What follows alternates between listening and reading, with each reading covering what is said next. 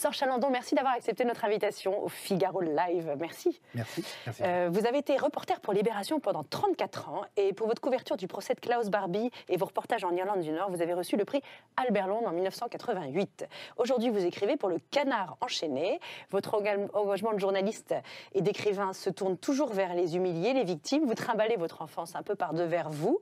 Votre 11e roman, L'Enragé, ici présent, raconte comment, en 1934, 56 enfants, garçons de 12 à 21 ans, s'évadent de la colonie pénitentiaire de Belle-Île-en-Mer, où ils sont maltraités. Tous sont rattrapés sauf un, Jules Bonneau, Lateigne, le héros fantôme de votre roman, que la rage met en marche. Très beau roman publié chez Grasset. Et avant d'en parler ensemble, j'aimerais vous poser quelques petites questions. C'est un questionnaire un peu abrasif. Est-ce que vous êtes d'accord pour vous prêter au jeu? À l'abrasion? Ça se dit? Non, ça se dit pas. Je suis d'accord. Merci Serge. Le regard que vous portez sur votre enfance a dû évoluer à force de livres. 3 adjectifs pour la décrire, 71 ans après votre naissance. 3 adjectifs? Oui. Cauchemar, labyrinthe, libération. Comment l'auriez-vous décrite, cette enfance, à 20 ans? Cauchemar, cauchemar, cauchemar. C'est beau, donc il y a une libération. Il y a une libération. Quelle personne, dans votre itinéraire, vous a permis de révéler la part de vous que vous chérissez aujourd'hui? Je crois que ce sont mes enfants qui l'ont permis. C'est-à-dire que moi, mon problème, c'était est-ce que je vais reproduire la violence du père ou pas? Est-ce que je suis capable d'être père ou pas? Et la réponse, j'espère, c'est oui. Et donc, ce qui m'a permis d'être père, donc d'être homme, dans le sens pas homme-femme, mais d'être un être humain, ce sont mes enfants. Combien en avez-vous? 3, j'ai 3 filles. 3 filles, en plus des filles, merveilleux. En plus des filles merveilleuses et en plus 2 qui ont 2 qui sont psychologues, très particuliers et très bizarres. Pourquoi ça? Donc, cherchons. À quel moment glorieux avez-vous eu la sensation d'être sorti du marasme, Serge Chalandon? Je suis sorti du marasme, je crois. L'impression que j'ai eue, c'est quand je suis sorti de la rue. Je me suis enfui, j'avais 16 ans, j'ai vécu dans la rue. Pendant 1 an et demi, je dormais sous les portes cochères, je dormais dans les parcs, je dormais dans les squares. Et un jour, un professeur, dont le fils faisait ses études, un couple de professeurs dont le fils qui avait libéré la petite chambre de bonne dans laquelle il était, ils m'ont proposé de prendre la chambre de bonne pour essayer de démarrer ma vie. Et je me suis installé dans cette chambre de bonne, je me suis mis le dos à la porte fermée et j'ai pleuré en me disant je suis chez moi. Êtes-vous plutôt solitaire depuis cette époque ou plutôt fusionnel? Non, je suis vraiment solitaire. Je trouve que l'homme seul est toujours en bonne compagnie. D'ailleurs, on me le reproche, mes amis, les gens avec qui je vis, etc., me reprochent mon côté pas asocial, parce que quand je suis avec les gens, je suis gentil, je discute, je fais plutôt marrer, etc. Mais si je peux ne pas me frotter aux autres, ça ne me dérange pas. Croyez-vous davantage en l'amitié, en la fraternité ou en l'amour? La fraternité. Que reste-t-il de votre combat maoïste?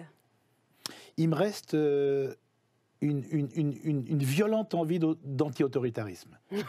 L'anarchisme? Non, pas du tout. Ah non, non. Alors, dites-moi mais non, parce que les maoïstes étaient marxistes et staliniens, avec tout ce que cela comporte aujourd'hui.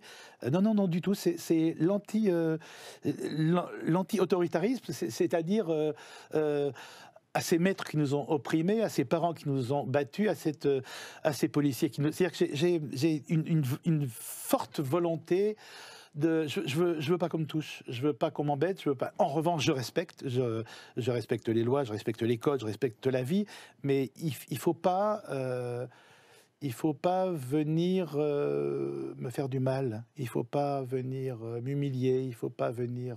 Je suis prêt à tout entendre, tout, absolument tout, mais dès que ça touche quelque chose qui est profondément ancré en moi, par exemple, si quelqu'un aujourd'hui m'explique qu'il est antisémite ou qu'il est raciste, par exemple, je vais pas lui réexpliquer que c'est mal. On n'a pas besoin. Oui. Donc moi, ce que je veux, c'est que la peur change de camp, par quelque moyen que ce soit. De Libération au Canard enchaîné, vous êtes passé d'un quotidien à un hebdomadaire. Est-ce que l'actualité vous manque? Mais on couvre l'actualité dans un hebdomadaire. Ce qui me manque probablement, c'est le reportage. C'est-à-dire que moi, un jour, un rédacteur en chef qui croyait me faire de la peine m'a dit il y a 2 sortes de journalistes. Le journaliste du savoir, le journalisme du regard. Et toi, tu es un journalisme du regard. Et oui, moi je ne sais rien. Je ne suis pas, et je ne me moque pas de mes confrères. Je ne suis pas un informé, moi. Je ne sais pas.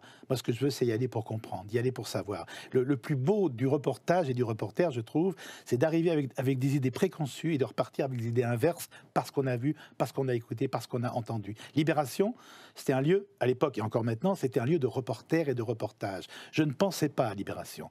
J'écoutais ce qu'on me disait, je rapportais ce que je voyais, c'était un reportage. Le Canard est un journal satirique, donc on est plus dans la satire, dans la distance, etc. Et surtout, au Canard, il n'y a que 8 pages, donc les reportages sont absolument impossibles. Et ce n'est pas le même état d'esprit. Donc le reportage me manque. Là, c'est vrai que quand j'entends ce qui se passe, par exemple, ça peut être en ce moment en Iran avec les inondations ou en Ukraine, c'est vrai que ce que j'entends à la radio, ce que je lis, etc., ne me suffit pas. J'aimerais y être, j'aimerais comprendre, en fait.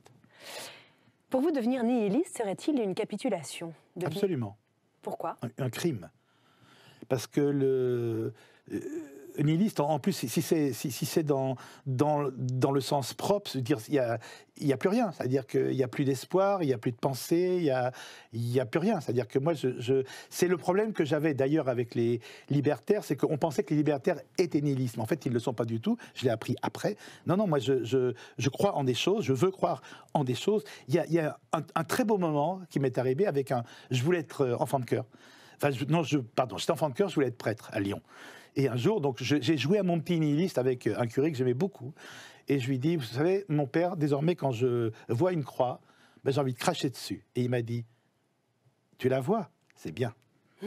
Et j'ai compris que le nihilisme ne menait nulle part, en fait. C'est une bonne réponse. Et donc, du coup, Dieu dans votre vie, est-ce que c'est une brise légère ou c'est absent?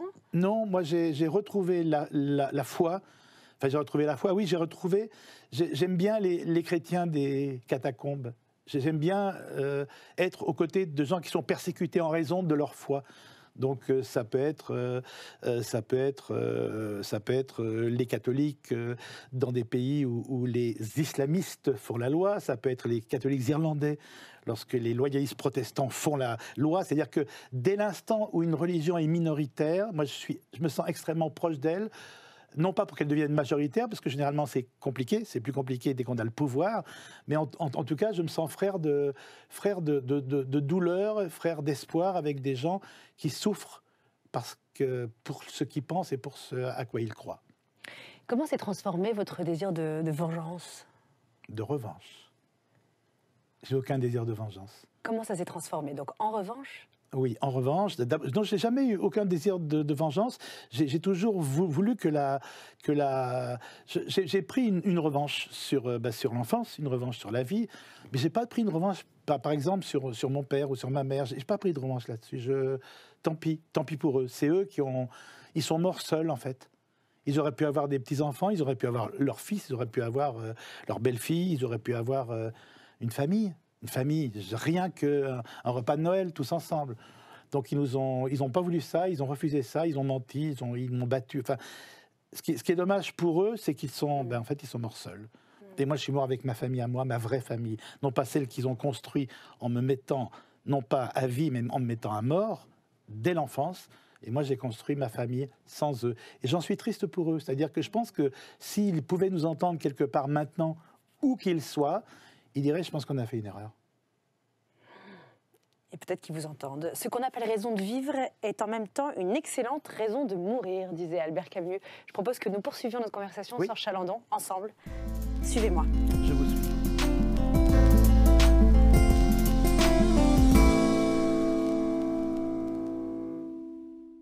Sors Chalandon. Merci d'être avec nous. Décidément, l'enfance a du mal à passer. On le sent de livre en livre. Et vous avez été vous-même un enfant battu. Votre père vous menaçait sans cesse de vous envoyer en maison de correction. D'où ce livre. Comment parvenez-vous, par l'écriture, à disséminer qui vous êtes?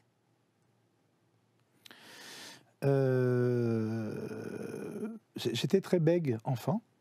Donc je pensais que l'oralité me serait interdite. Donc j'écrivais, en fait. C'est-à-dire que l'écriture, c'était simplement pour remplacer la parole. Et j'écrivais, c'est-à-dire que j'écrivais sous mon lit. J'ai rarement raconté ça, j'avais un petit lit en pin, et je me glissais sous le lit en pin et j'écrivais au crayon. Par exemple, on m'offre une montre, je casse la montre. J'écrivais, j'ai cassé ma montre, quand va-t-il s'en apercevoir? Et quand il s'en était aperçu, et quand il me battait, après je barrais, il y avait toutes les autres histoires qui allaient tomber. Comme si tout méritait une correction. Alors comme si tout méritait que le temps passe, soit pour qu'on l'oublie, soit qu'on la paye. Et ça pour moi c'était important parce que l'écriture me permettait d'occuper des espaces qui m'étaient interdits par la parole. Je pouvais pas. Donc j'étais bègue. Le seul handicap qui fait marrer quand même. Et donc quand j'étais enfant bègue, et que je disais...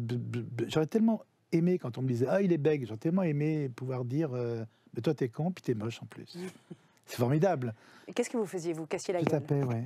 Vous tapiez? Ouais, je tapais. On n'imagine pas ça du tout. Quand on vous voit là, on vous sent doux. Mais parce qu'il fallait que je survive. Non, c'est-à-dire que je tape comme je me rue sur une bouée. Oui. Pour moi, c'est un problème de survie. C'est pas que je veux faire mal à l'autre, c'est que je veux que l'autre arrête de me faire mal. Et j'ai pas les mots pour ça. J'ai pas le regard pour ça. J'ai pas la carrure pour ça. Je serais pilier de rugby, ça va. Juste le regard, il arrête. Et là, une fois qu'il était par terre avec du nez du sang dans le nez, alors j'étais puni évidemment, mais c'était pas qu'on me respectait, c'est qu'on me craignait. C'est pas bien. Moi, je voulais qu'on m'aime. Je voulais pas qu'on me craigne. Et petit à petit, il a fallu que j'apprenne à répondre avec des mots, même si c'était en vrac, même si c'était bègue, même si. Mais j'ai une écriture bègue en fait. J'ai une écriture très courte avec des phrases très courtes. Très dense, très condensée. Oui, et chaque mot compte. Oui. Parce que j'ai manqué. On ne peut pas se permettre d'avoir du débord, oui, du gras. Non, j'ai manqué de mots. Oui. J'ai manqué de mots. Ils ne sortaient pas les mots. Donc il fallait que chaque mot soit à sa place. Moi, j'ai donné des... J'ai été intervenant dans des écoles de journalisme où je leur expliquais, moins il y a de mots et plus vous serez fort. Je t'aime. Oh, magnifique, je t'aime beaucoup, plus rien. Et ça, c'est une chose qu'il fallait leur expliquer tout le temps. Sur le viol, un jour, on avait travaillé sur le viol. Tous les élèves avaient écrit viol épouvantable, viol abominable. Mais je dis, mais l'épouvante est dans le mot viol. Et ils n'arrivaient pas à ça. Et moi, c'est ce que j'ai appris à faire. C'est-à-dire que l'écriture m'a appris à remettre mes mots en ordre, m'a permis de les dire sans bégayer, mais quand même, j'ai une écriture bègue, c'est-à-dire qu'il ne faut pas que je parte dans de longues phrases, il faut que je me cache derrière les points. Comme un petit soldat part à l'assaut, on part à l'assaut, je m'arrête, on repart à l'assaut, je m'arrête, je repars à l'assaut, je m'arrête. Quand est-ce que ce bégaiement est passé? À quel moment de votre vie? Petit à petit, lorsque des gens se sont mis à me dire qu'ils avaient le temps. De vous écouter? Oui, juste j'ai le temps. Et ce j'ai le temps est une... un cadeau. C'est une merveille. C'est-à-dire que je ne pense pas que les gens ont le temps. Il y a ceux qui... Quand il y a un bègue, on essaye de finir sa phrase, ou on essaye de comprendre ce qu'il dit, ou on fronce les yeux, ou on rigole. Mais quelqu'un qui patiemment vous dit, tranquillement, tu sais, j'ai le temps. Et brusquement, vous n'êtes plus dans l'urgence et vous êtes face à quelqu'un qui respecte, y compris votre bégaiement. Mon premier roman qui s'appelle Le Petit Bonzi, je l'ai écrit, c'est pas un que sais-je sur le bégaiement, c'est... Qu'est-ce que c'est que la douleur du bègue? Qu'est-ce que c'est que... Comment est-ce qu'on assemble les mots? Comment... Un bègue, c'est pas quelqu'un qui a pas assez de mots, c'est quelqu'un qui en a trop. Et ces mots-là, ils vous restent en gorge, ils vous restent en cœur, ils vous restent en ventre, ils vous restent en tête, ils ne sortent pas. Et quand quelqu'un vous dit « j'ai le temps », à ce moment-là, vous demandez aux mots d'abord de se calmer. En plus, j'ai de l'asthme, ce qui arrange tout. Demandez aux mots de se calmer, vous demandez à votre souffle de se calmer, et vous pouvez dire « je t'aime ». Et pas je t'aime beaucoup, parce que là, déjà, on commence à bégayer. Toujours, je serai bègue. Quand je suis très triste, quand j'ai un choc, quand je suis en colère, je bégaye. Et ça, c'est quelque chose à vie, ça fait partie de ma vie en même temps, mais ça fait partie de ma vie. C'est comme mes blessures. Et mon écriture. Et la Teigne, ce personnage, cet enfant incroyable, parce qu'il a un monde intérieur où il se voit en scène parfois se venger. Et il retient quelque chose de lui. C'est quelque chose de contenu en vous, Serge Chalandon. Et comment vous avez trouvé votre voie à vous pour pouvoir vivre avec d'autres, pour aimer vos filles avec d'autres? Oui, ben, ma voix, c'est... Témoigner? D'abord, témoigner. Chacun de mes romans, c'est important. Des gens me disent... J'aime bien quand on me demande ça, on me dit, est-ce que vous allez mieux quand vous écrivez? Pas du tout. Vous ne voulez pas guérir, vous? Ah, non, je ne veux pas guérir, non, non. Vous voulez? Non, c'est-à-dire que moi, mes blessures, mes cicatrices sont mal refermées, mes blessures sont mal... Tout n'est pas cautérisé en moi, mais je garde... C'est mon socle. La phrase que je déteste le plus au monde, c'est « il faut tourner la page ». Tourner la page? Jamais. Moi, non seulement je l'ouvre, mais je l'écris, je la relis, je la laisse ouverte. Et je la rature et je la reprends. rature, mais je ne veux pas tourner la page. Et donc, non, je ne guéris pas, non. Et donc, c'est pour ça que plein de gens dans des salons de livres me disent, il faut voir quelqu'un. Il y a des lacaniens, il y a des freudiens qui me donnent leur carte, véritablement, et qui me disent, écoutez, pour l'instant, ça a l'air d'aller, mais s'il y a un problème, je suis là. La psychanalyse, c'est un truc qui vous est complètement étranger. Pas du tout, puisque je suis entouré de gens, de psychanalystes ou de gens qui sont en psychanalyse. Vous-même, avez-vous... Mais ça me terrorise. Ouais. Ça me terrorise, c'est-à-dire ça vous enlèverait toute cette...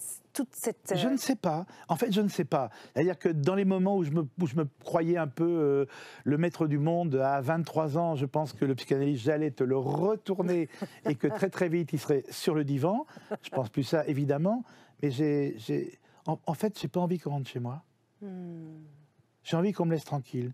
J'ai pas envie qu'on me dise... D'abord, j'ai pas envie qu'on me dise que je vais mal.